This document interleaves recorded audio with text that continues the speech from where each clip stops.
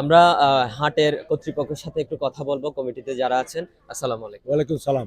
আমরা জানতে চেয়েছিলাম আপনাদের হাটের উদ্বোধন তো এখনো হয়নি, কখন হবে এবং আপনাদের হাটে কি পরিমাণ গরু ছাগল এসেছে এবং কোথা থেকে আপনাদের ব্যবসায়ীরা গরু নিয়ে আসতেছেন?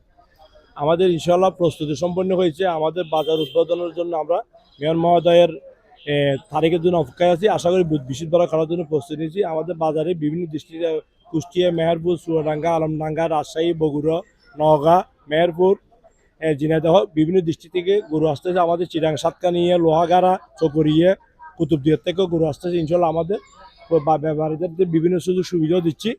এখনো গরু আসবে, এখনো গরু ফুল ফিল আপ হয় না। ইনশাআল্লাহ আমাদের বাজারে 15-20 হাজার গরু আসবে ইনশাআল্লাহ।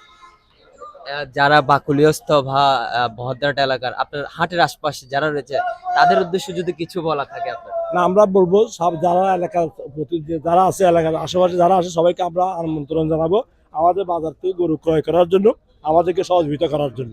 আচ্ছা, ধন্যবাদ আপনাকে। ধন্যবাদ।